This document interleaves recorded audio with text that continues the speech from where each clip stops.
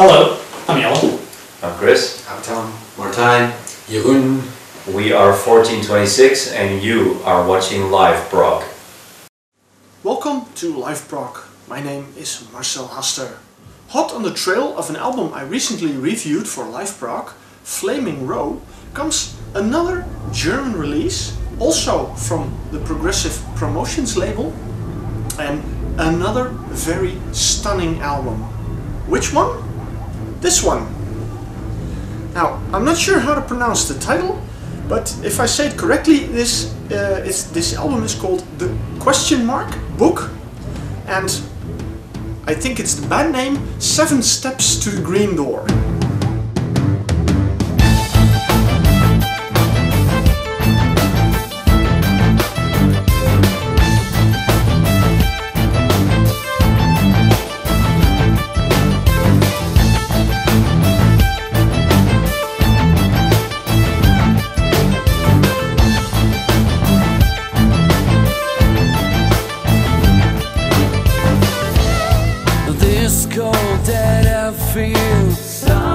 You can already see and that this is something really special.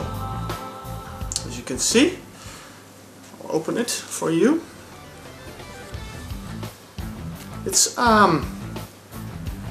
it's basically a story, a book to read, and a CD.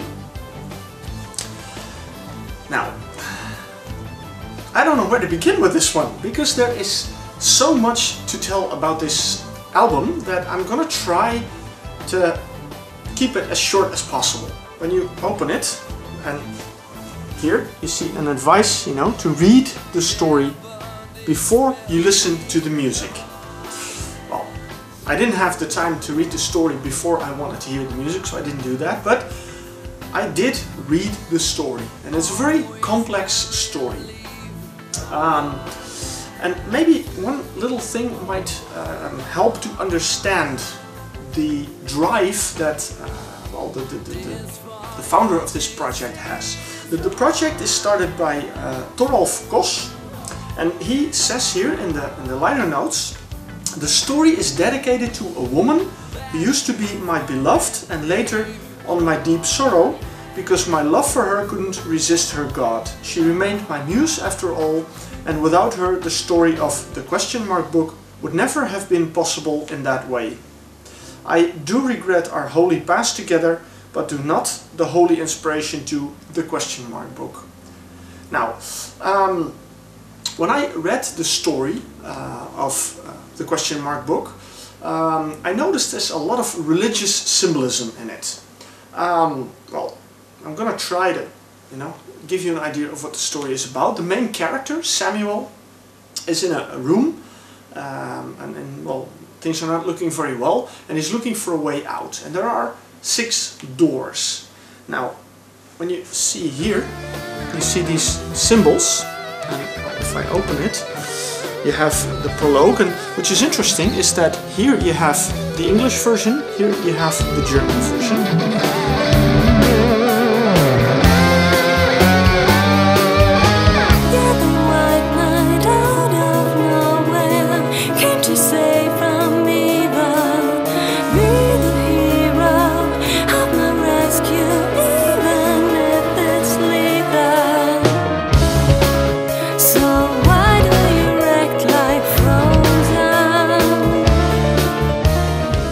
See, you have these markings here as well, and as you progress in the story, you will see that the markings go down, and on the other side you see them as chapters appear. And every you have the prologue, which is the introduction of the story. Then you have the moment that the main character is in that empty room, feeling desolate. And then you have tracks which have as subtitle the first nail, the second nail, the third nail. Those are the doors that he's trying. In the end he comes to a 7th door, and that turns out the green door, and that finally sets him free.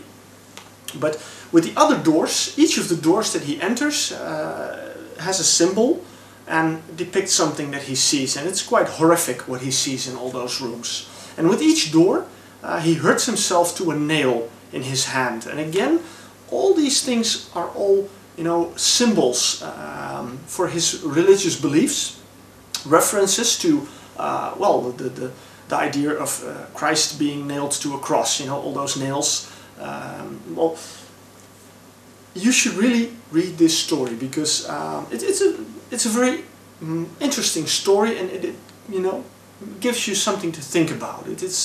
Well, I didn't completely understand everything the first time I read it, so maybe you have to read it a couple of times. Okay, but of course I'm spending a lot of time talking about the story, but given, well, the way that this album is designed, the story is very important. The book part is very important to the music. Of course, we're not discussing a book, we're discussing an album.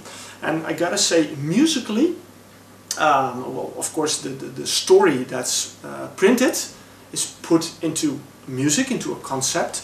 And that is a real adventure to listen to, because I said Hot on the Trail of that other album. With that album I meant Flaming Row, Elinoire, which is also a complex story with a lot of details to it, and musically also very interesting. Well, the same goes for the Question Mark book by 7 Steps to the Green Door. There's a lot to discover in the music. There's a lot of diversity, a lot of variety. You have progressive songs, you have death metal songs, you have ballad songs in it, and it all is formed into a very coherent, well, unit, you know, album, music. I don't know how to say it. Oh, the bearing of the cross, blood of pain, oh, so penalizing, merciless. Oh, the savage sentence on the evils done. There's another reason why I mentioned Flaming Row, because when I was looking at I have to look it up, looking at the who's who on the album, the lineup. Well, here it is. I'll show it already. And if you're a quick looker, I'm going to take it away now. Then a couple of names were also found on the Flaming Row album.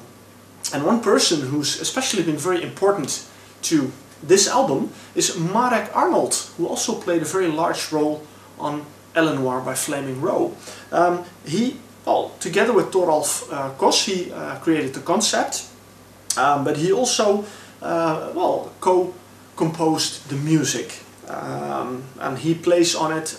He co-wrote the lyrics, and so yeah, he's a very important person on this album. He also plays his saxophone on it, which is very nice. Well, musically, there are a lot of musicians here. It's not as a big project with, you know, tens of guest musicians and singers, but they have a couple of guests on it, and a few familiar ones as well. Again, referring to Flaming Row, because Kim Spilner and Martin Schnella also appear on this album. And one of the main characters, vocal-wise, Anna Trautmann, was also playing a role on Flaming Row.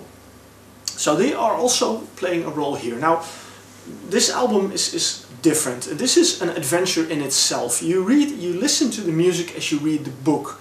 You know, each song is a new chapter, and you have something new to discover. And just like a good book, you can read a couple of times, and it still doesn't get boring, and you still find new elements and things in it. The same goes for this album, and I gotta say, I'm really impressed by it. This is really stunning work, amazing compositions, and well, I still haven't figured out everything of it. I listened to this album a couple of times already, and I'm still finding all new kinds of elements in it. So, you know, if you want an adventure, if you want to have something, you know, you really can sink your teeth in and keep you busy for a while, then, well, I say, you know, get this one, definitely.